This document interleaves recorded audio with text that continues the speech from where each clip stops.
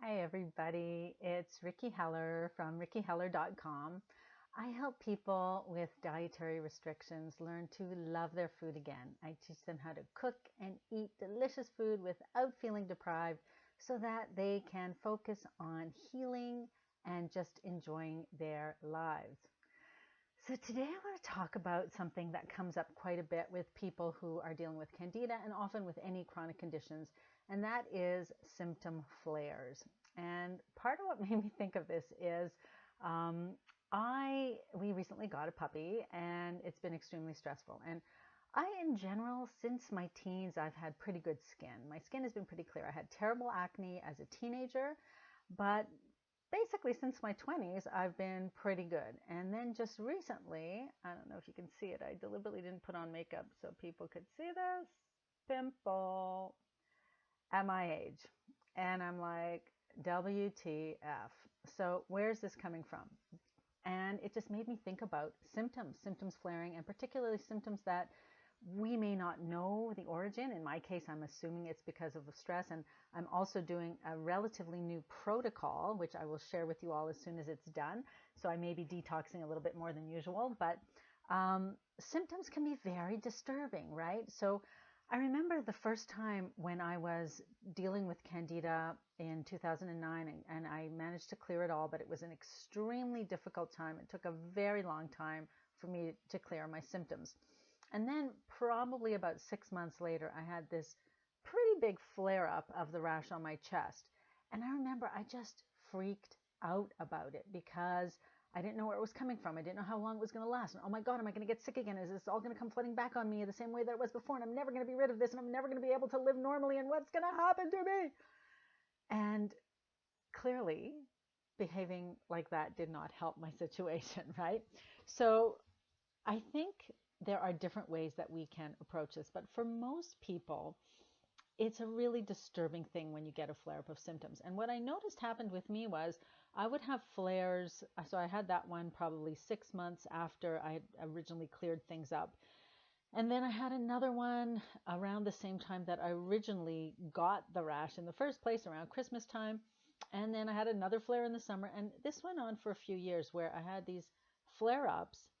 But what I noticed was each time they happened, they were probably a little bit milder over the years. I mean, the first year or two, I didn't notice that much of a difference, but over the years, I noticed that they became milder, and also they did not last as long. So over time, I kind of just started to ignore them. And that's what I think is something that can be helpful if you try to implement that earlier on in the cycle, because we're learning more and more and more how much our mental state and our emotions and just the way we feel about things impacts our physical well-being. And every time you have a negative thought about your flare and you worry about it and you're anxious about it and you're afraid that it's never going to go away, what that does is that alters your body chemistry in such a way that it can potentially enhance that flare. So my advice, if you want to, when you're dealing with flares, is to basically ignore them. And I know that's easier said than done. But again, because we've got this puppy at home, I'm thinking in terms of our puppy training.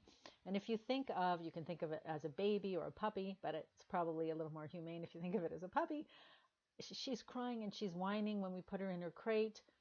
And if we ignore that, she stops.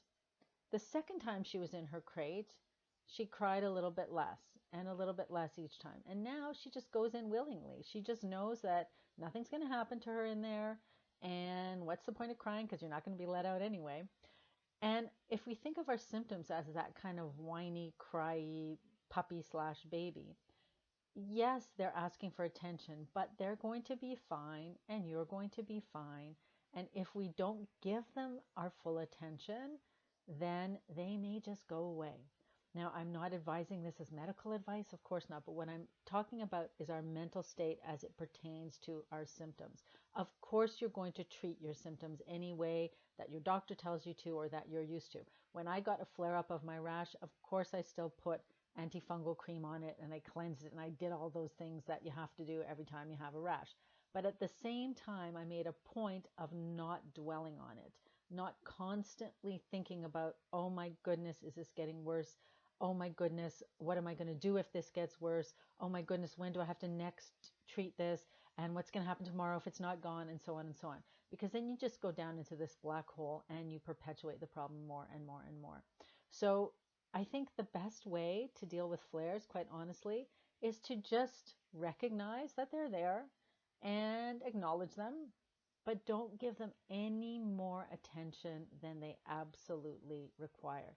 And the more we can focus our mind on something else that's positive, and whatever it may be, even if you're still at a stage where you have trouble getting out of bed in the morning, something positive in your day, that's going to be a positive spiral in the opposite direction. And it's going to bring you a little bit higher and a little bit higher and a little bit higher every day or every week or every month until you realize, hey, that symptom just doesn't bother me anymore.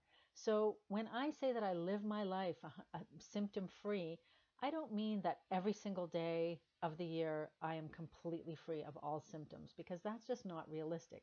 What I mean is, if I do have a flare, which is almost never these days, it's extremely mild. It doesn't in any way impact my life, my daily activities, or my mindset. And I'm able to just continue on because I know it's going to go away.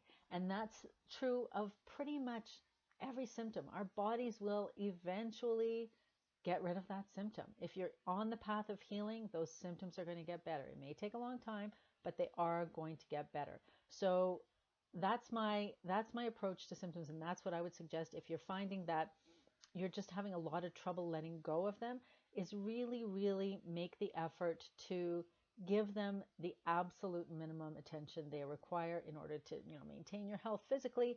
But in terms of your emotions and your psyche, do not give it any more attention than it deserves. Let's put our attention on the positive things, like what we're doing to get better, like all the really healthful, nourishing foods we're eating, like all of the other practices we're implementing in our lives to make our lives healthier.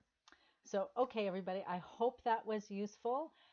If it was, please do be sure to share this video with somebody who you think might benefit from it. Give it a thumbs up and let me know what you think in the comments. I always love hearing from you guys. All right, everybody, have a great week, and I will see you next time. Bye.